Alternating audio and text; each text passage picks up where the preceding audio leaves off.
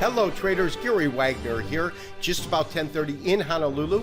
It is 3:30 in New York, meaning that the markets have about another half hour before closing, but triple-digit gains in the Dow Jones Industrial Average, 17,734, up over 200 points on the day. You can see that on our daily chart right here that we've had a tremendously nice surge and a breakout. Now the real question comes in as this market gets close to these most recent highs sitting at 17,800. We're just shy of that, and the question is whether or not we'll be able to trade and break above that as we go into the end of the year. Now, one of the interesting things is we talked about the S&Ps yesterday, specifically looking at a 50-day as well as a 100-day moving average. So let's go ahead and move that up, because as you'll see, we have effectively traded, and we will, assuming nothing crazy happens in the last half hour of trading, effectively close above this particular price point, and that's this candle here. This is our daily candle.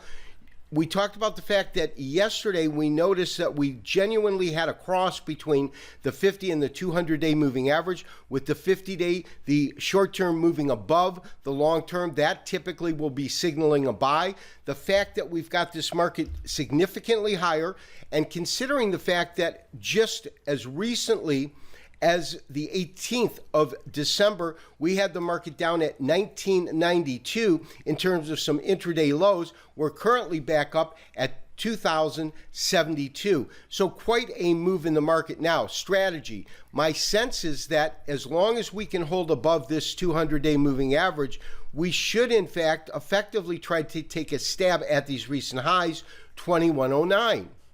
So my sense is that you can either, the aggressive traders can go in the afternoon session and go long the S&P at 2072.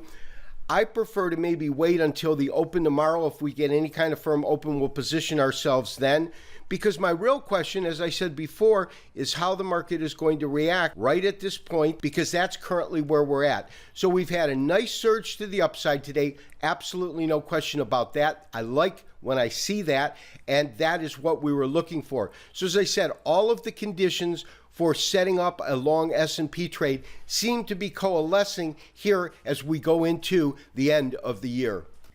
So as we look at the Dow, which has had a dynamic 200-point move to the upside, a lot of that has been really attributed to the fact that we have oil off of these lows, and the lows that we hit were around $34 per barrel, back up almost at 38, 37.86, up 2.85%, or $1 per barrel in terms of the net gain on the day. Other markets that we are looking at and going to be focusing on throughout this year, the end of this year and next, is going to be the dollar as well as the euro. Very, very quiet in the currencies lately. They've had narrow ranges as we go into the end of the year.